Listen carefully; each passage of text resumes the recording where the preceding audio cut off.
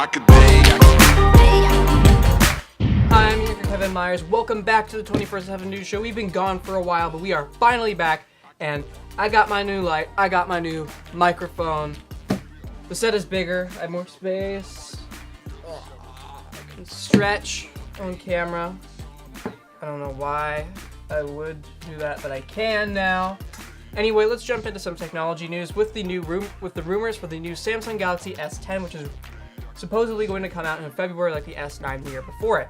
Now, by far the most interesting new feature that is rumored to be on this device is the Infinity O display. Now, Samsung announced this display along with 3 other technologies they would be developing back at a conference in November. Now, essentially, this is an alternative to the notch that we've seen on many devices, from the iPhone XS to the OnePlus 6T, done very differently each time with each different device, each manufacturer. However, they all have one thing in common. They all take up space on the display and make the display look imperfect, almost lopsided. It's asymmetrical. If you flip it sideways, it becomes more obvious, but it is asymmetrical. But Samsung appears to have an alternative with the Infinity O display, where essentially there's going to be a camera cutout in the display, a circular cutout for the camera, instead of having a notch. I think this would look much better, be much sleeker, much less obtrusive. Additionally, they're redoing their product lineup. There's going to be the S10 Lite, S10, and S10 Plus, similar to the iPhones from this year, with the slightly varying features of the only device having a triple lens camera setup being the Samsung Galaxy S10 Plus.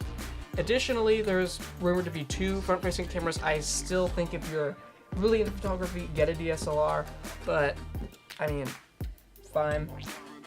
If you really need a phone, we picked great camera. There you go, you got 5 cameras on your phone.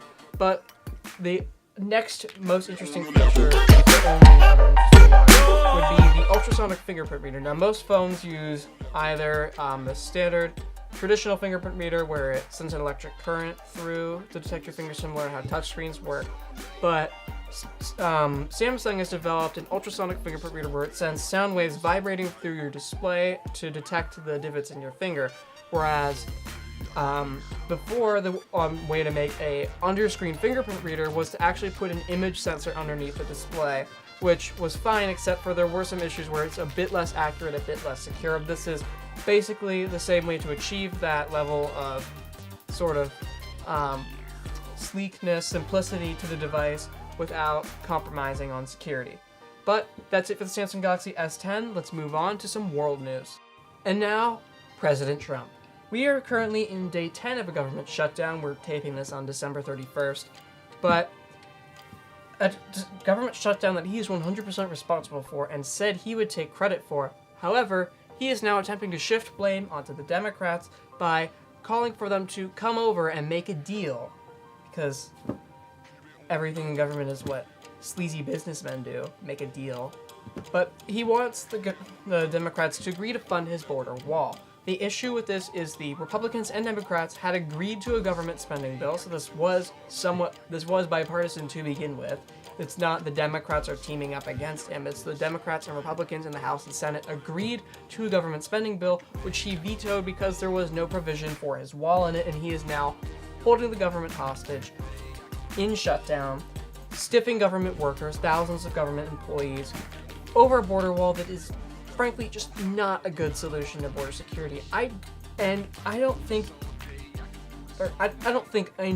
immigrants are not the biggest threat America is facing right now, but playing devil's advocate for a moment, the border wall isn't even a good solution to border security.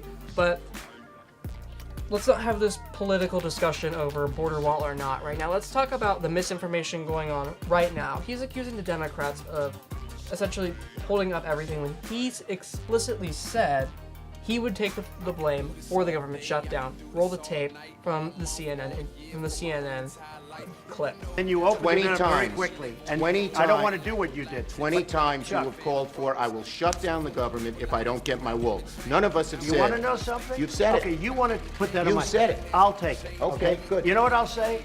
Yes. If we don't get what we want, one way or the other, whether it's through you, through a military, through anything you want to call, I will shut down the government. Okay, absolutely. fair enough. So yeah, there he is with Nancy Pelosi and Chuck Schumer having an argument about his border wall, which, by the way, the American people majority do not support because there is a slight, very slight Democratic majority in this country. Very slight.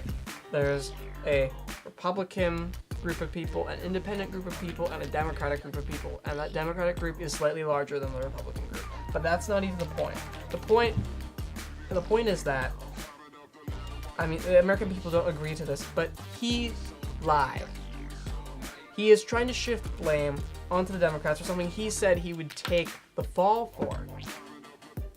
And he's calling for bipartisanship, but bipartisanship doesn't mean the Democrats have to go along with whatever crazy thing you think of. Bipartisanship means both sides, the Republicans and the Democrats, need to make compromises to their agendas in order to form an alliance to come up with a productive bipartisan solution. It means the Democrats might have to vote for some stuff that they don't entirely agree with. If that has to do with border security, that might be increasing the number of border patrol agents, that might be investing in new border security technology, which I would be opposed to personally. Just gonna put that out there. I'm a Democrat, but so that's something they might not love. The Republicans aren't gonna get their wall, which they're not gonna love. That, on some level, is bipartisanship. That is, and even then, that is still a conservative slanting bipartisanship if it's still about border security. But that's not even the point. The point is, the Democrats eventually going along with voting for a wall, which they will not do, but that's not bipartisanship. That's giving up and giving in to your lunacy, to your insanity. So, yeah. Anyway, that's it for the 24/7 News Show. That's it for my political rant of the month. Thanks for watching. We're going to be monthly, or maybe even better than that. We'll see. But thanks for watching the 24/7 News Show. Hey, thanks for watching the NEDC video. And yes, we rebranded just to screw with you.